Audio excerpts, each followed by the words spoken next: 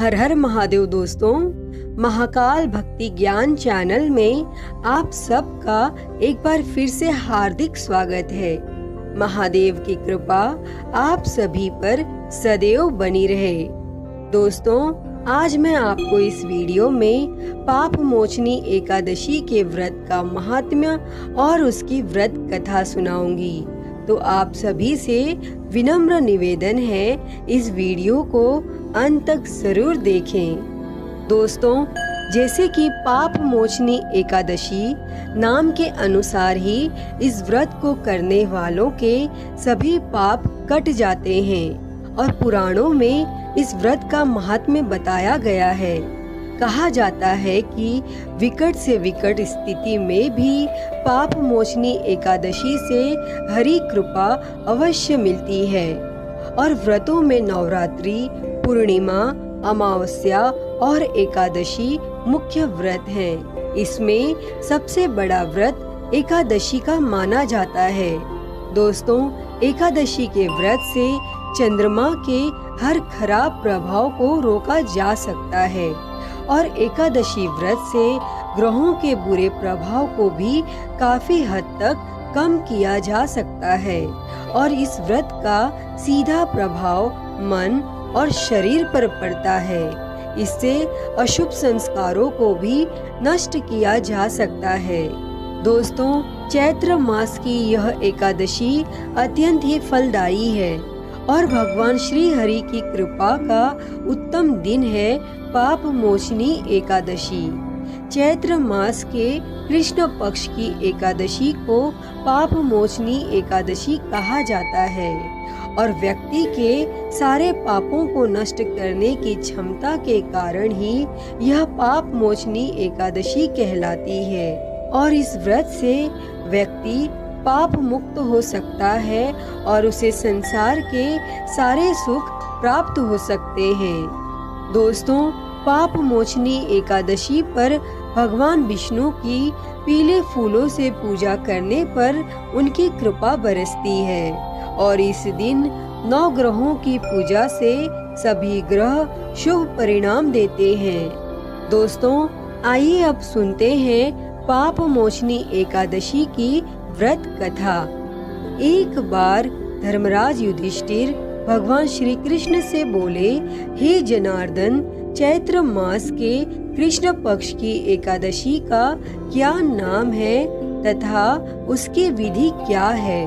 कृपा करके आप मुझे बताइए। तब भगवान श्री कृष्ण बोले, हे राजन, चैत्र मास के कृष्ण पक्ष की एकादशी का नाम पाप मोचनी एकादशी है। इसके व्रत के प्रभाव से मनुष्य के सभी पापों का नाश होता है और यह सब व्रतों में उत्तम व्रत है। इस पाप मोचनी एकादशी के महात्म्य के श्रवण व पठन से समस्त पाप नाश को प्राप्त हो जाते हैं। एक समय देवर्षि नारद जी ने जगत पिता भगवान ब्रह्मा जी से कहा, हे महाराज, आप मुझसे चैत्र मास के कृष्ण पक्ष की एकादशी विधान कहिए। तब भगवान ब्रह्मा जी कहने लगे कि हे नारद, चैत्र मास की कृष्ण पक्ष की एकादशी पाप मोचनी एकादशी के रूप में मनाई जाती है और इस दिन भगवान विष्णु का पूजन किया जाता है। और इसकी कथा के अनुसार प्राचीन समय में चित्ररथ नामक एक रमणीक वन था और इस वन में देवराज इंद्र गंधर्व कन्याओं तथा देवताओं सहित स्वच्छंद विहार करते थे। एक बार मेधावी नामक ऋषि भी वहां पर तपस्या कर रहे थे और वे ऋषि शिव उपासक थे तथा अप्सराएं शिवद्रोहिणी अनंगदासी थी। और एक बार कामदेव ने मुनि का तप भंग करने के लिए उनके पास मंजू गोषा नामक अप्सरा को भेजा और युवावस्था वाले मुनि अप्सरा के हाव भाव, नृत्य, गीत तथा कटाक्षों पर काम मोहित हो गए और रति क्रीड़ा करते हुए 57 वर्ष व्यतीत हो गए।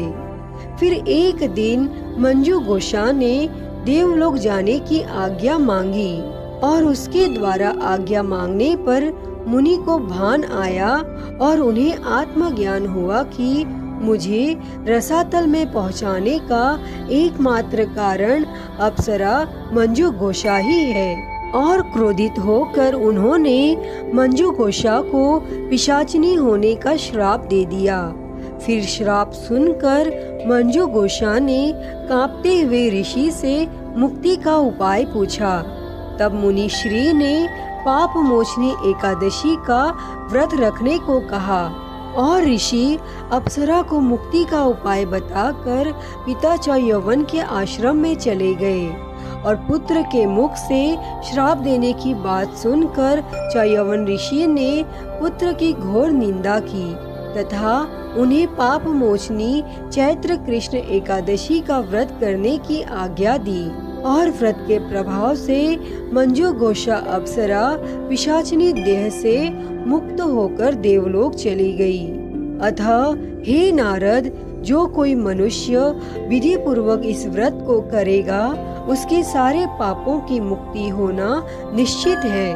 और जो कोई इस व्रत के महात्म्य को पढ़ता और सुनता है उसे सारे संकटों से मुक्ति मिल जाती है। तो बोलिए जय श्री हरि विष्णु। प्रिय भक्तजनों, आइए अब सुनते हैं सभी मनोकामनाओं को पूरी करने वाली अगली कथा। एक बार एक राज्य में एक राजा रहता था। राजा बहुत ही बुद्धिमान और बलशाली था। राजा सदा ही अपनी प्रजा का बहुत अच्छे से ध्यान रखता था। प्रजा भी राजा को बहुत पसंद करती थी। राजा की 2 बेटियां थी।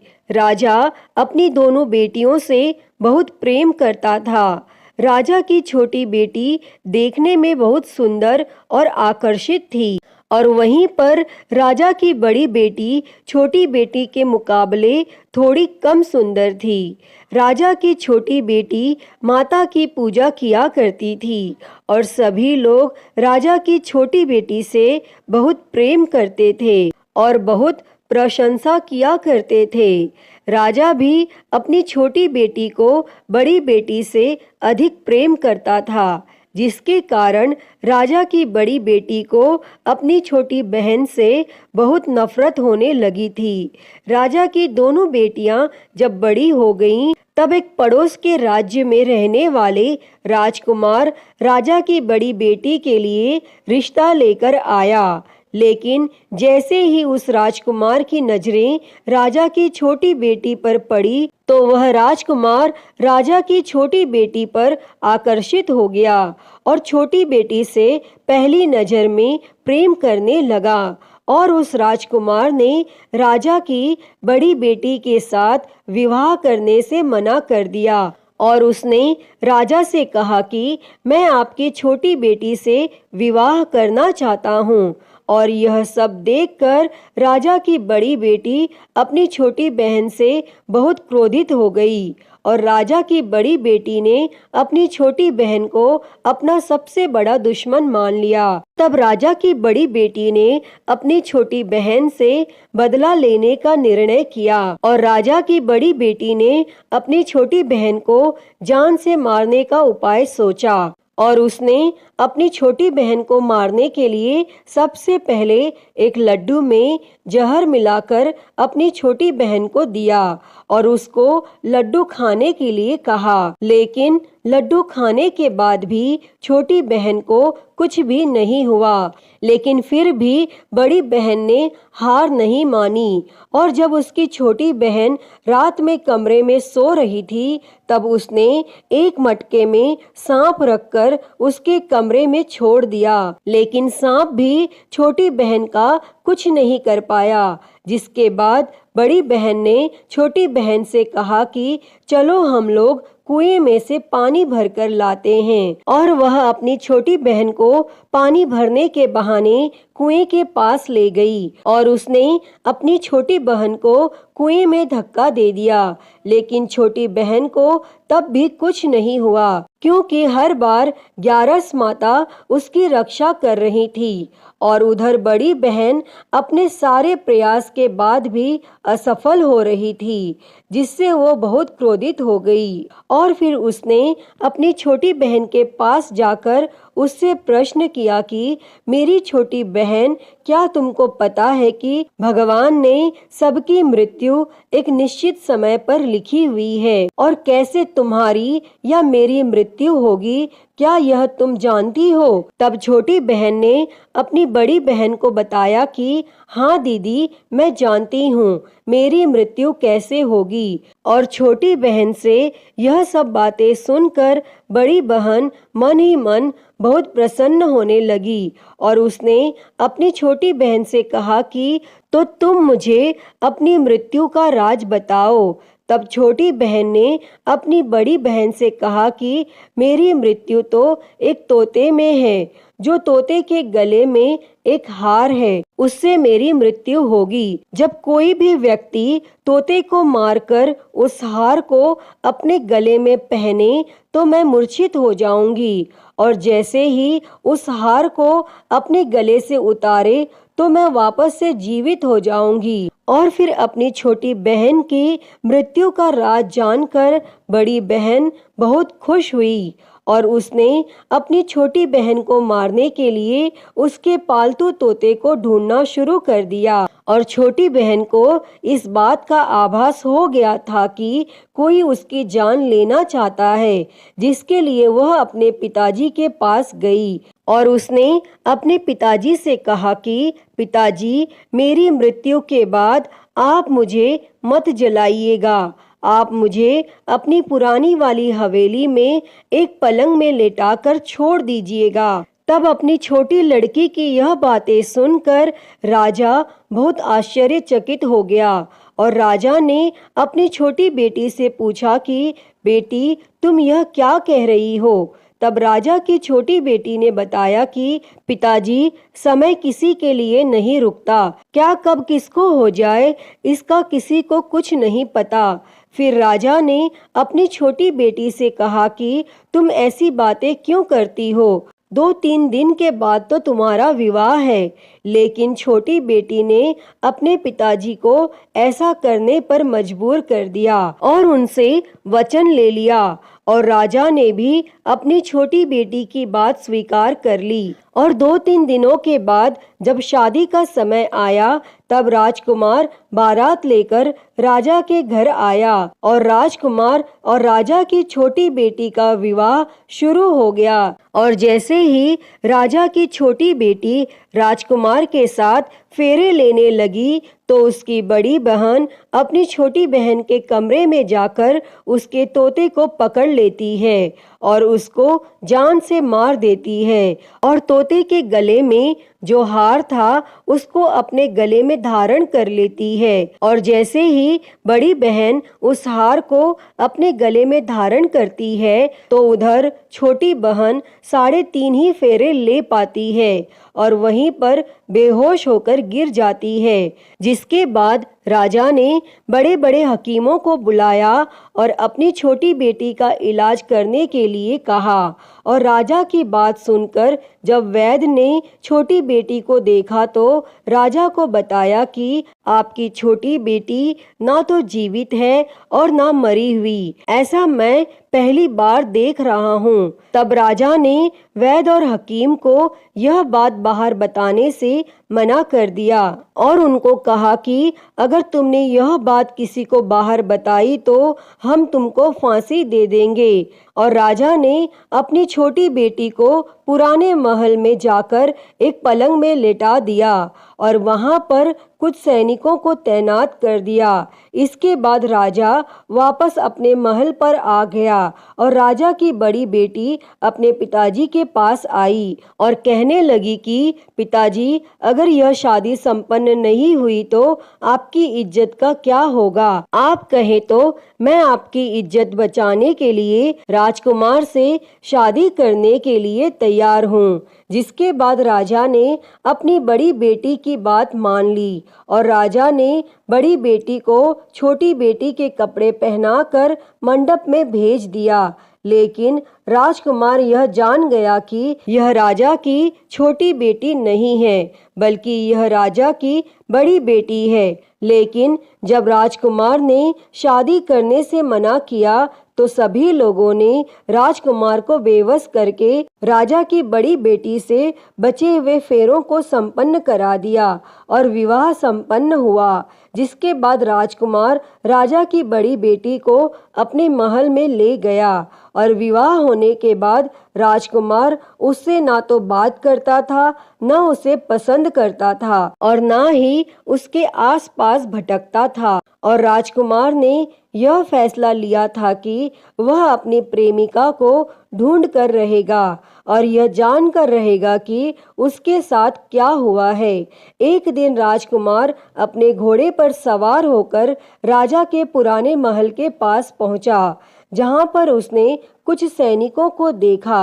महल के पास पहुंचकर राजकुमार ने जब महल को ध्यान से देखा तो वह समझ गया कि यह तो हमारे ससुर जी का ही महल है। तब राजकुमार ने सैनिकों से पूछा कि तुम लोग यहाँ क्या कर रहे हो और इस महल के अंदर उस पलंग में कौन लेटा है? जिसके बाद सैनिकों ने बताया कि यहाँ पर राजा की छोटी बेटी लेटी है। और यह सुनकर राजकुमार बहुत प्रसन्न हो गया और वह तुरंत अपनी प्रेमिका के पास पहुंच गया और उसकी सेवा करने लगा।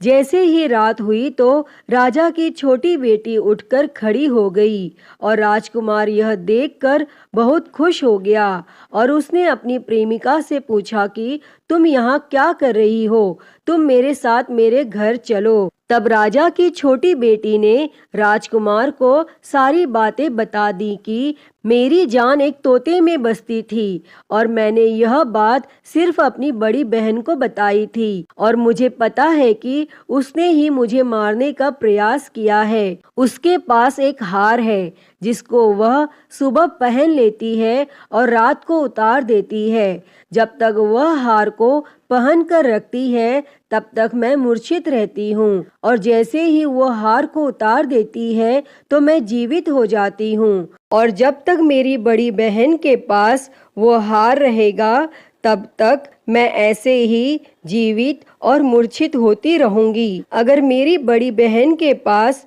जो हार है वो मेरे हाथ लग जाए तो मैं हमेशा के लिए जीवित हो जाऊंगी। तब राजकुमार यह सब बातें सुनकर राजा की छोटी बेटी के पास रहने का निर्णय ले लेता है और उसने अपने बचे हुए सारे फेरे उस पलंग में लेटी हुई राजा की छोटी बेटी के साथ ले लिए और अपना विवाह पूर्ण कर लिया और वहीं पर वह रहने लगा। और देखते ही देखते कुछ समय में राजा की छोटी बेटी और राजकुमार की पत्नी गर्भवती हो गई और एक दिन राजकुमार को किसी काम से बाहर जाना पड़ा। तब छोटी बहन के पेट में बहुत तेज से दर्द होने लगा, जिसके बाद उसने माता का आह्वान किया। जिसके बाद वहां माता प्रकट हुई और उन्होंने अपने भक्त के दर्द को दूर किया और एक पुत्र की प्राप्ति करवाई। तब वहीं पर अचानक से राजकुमार भी आ गया। राजकुमार ने ग्यारस माता को देखा तो वह आश्चर्यचकित हो गया और उसने तुरंत ग्यारस माता को प्रणाम किया और ग्यारस माता ने राजकुमार से कहा, जब तुम्हारा पुत्र 5 वर्ष का हो जाए तो तुम आकर अपनी पत्नी का हार इसके गले में डाल देना। और देखते ही देखते राजकुमार और राजा की छोटी बेटी का पुत्र 5 वर्ष का हो जाता है। तो राजकुमार अपने बेटे से कहता है कि बेटा, मैं कुछ काम से बाहर जा रहा हूँ, तुम अपनी माता का का ध्यान रखना। और वह वहाँ से चला जाता है और राजकुमार को बाहर निकलता हुआ बड़ी बहन के सैनिक देख लेते हैं और बड़ी बहन को जाकर सारी बातें बता देते हैं। जिसके बाद बड़ी बहन अपनी छोटी बहन के पुत्र को वहाँ से उठवा लेती है और उसको मरवा देती है। छोटी बेटी के पुत्र के 2 टुकड़े करवा देती है। पहला टुकड़ा चक्के के पास छुपा देती है और दूसरा टुकड़ा अपने पलंग के नीचे रख लेती है। और तब 11 माता भिखारी का रूप लेकर आती हैं और एक भिखारी का रूप रखकर बड़ी बहन के पास चली जाती हैं। जिसके बाद वहाँ पर वह भिक्षा मांगने लगती हैं। तो बड़ी बहन अपने नौकरों से कहती है कि जाकर भिक्षा दे दो। लेकिन जैसे ही नौकर 11 माता को भिक्षा देने के लिए आते हैं तो माता उन्हें मना कर देती है और कहती है कि मैं तुम्हारी महारानी से ही भिक्षा लूंगी। जिसके बाद बड़ी बहन स्वयं ही भिक्षा देने के लिए माता के पास आती है। तब माता एक बिल्ली का रूप लेकर उसके कमरे में चली जाती है और वहाँ पर छोटी बेटी के पुत्र के 2 टुकड़े को आपस में जोड़ देती हैं और उसे जीवित कर देती हैं और फिर उसे वहाँ से ले जाती हैं। तब राजकुमार अपने बेटे को लेकर अपनी पत्नी के पास जाता है और उसे कहता है कि तुम इसका ध्यान रखना। अगर तुम इस बच्चे का अच्छे से ध्यान रखोगी तो मैं तुमसे बात करूंगा। और एक दिन राजकुमार अपने बेटे से कहता है कि तुम अपनी माता से उनके गले का हार मांग लो। तो अपने पिता की बात मानकर राजकुमार का बेटा अपनी माता जी के पास जाता है और कहता है कि माता, मुझे तुम्हारा हार चाहिए। और यह सुनकर पहले तो बड़ी बहन बहुत क्रोधित होती है, पर उसको यह याद आता है कि राजकुमार ने कहा था कि अगर मैं इस बच्चे का ध्यान अच्छे से रखूंगी तो वह मुझसे बात करेंगे। जिसके कारण वह हार उस बच्चे को दे देती है और वह तुरंत हार को ले जाकर अपने पिताजी को दे देता है। और तभी राजकुमार अपने बेटे को लेकर वहां से जाने लगता है और अपनी पत्नी से कहता है कि तुम हमारे लिए खाना बनाकर रखना, मैं शाम को आकर तुम्हारे साथ खाना खाऊंगा। और वह अपने बेटे को लेकर वहां से चला जाता है और उसके बाद वह राजा के पास जाता है और उनको सारी बातें बता देता है। तब राजा अपनी बड़ी बेटी की यह करतूत सुनकर बहुत क्रोधित होते हैं और अपनी परवरिश पर ही दोष देने लगते हैं। राजकुमार को अपनी छोटी बेटी के साथ रहने के लिए आदेश दे देते हैं और इस प्रकार 11 माता की कृपा से राजकुमार और राजा की छोटी बेटी सुखपूर्वक रहने लगते हैं। अतः हे 11 माता, इस कथा को कहते, सुनते और हुंकारा भरते सब पर अपनी कृपा करना। सभी के जीवन से दुखों को दूर कर सभी के जीवन में सुख और समृद्धि देना। तो सभी प्रेम से बोलिए एकादशी माता की जय, श्री लक्ष्मी नारायण भगवान की जय, श्री उमापति महादेव की जय। प्रिय भक्तजनों, तो मैं उम्मीद करती हूँ कि आपको आज की यह कथा पसंद आई होगी और अगर वीडियो अच्छी लगी हो तो इसे लाइक करें, ज़्यादा से ज़्यादा शेयर करें और कमेंट बॉक्स में 11 माता की जय लिखना ना भूलें। और महाकाल भक्ति ज्ञान चैनल को सब्सक्राइब कर नोटिफिकेशन बेल को ज़रूर ऑन कर लें। हर हर महादेव। धन्यवाद।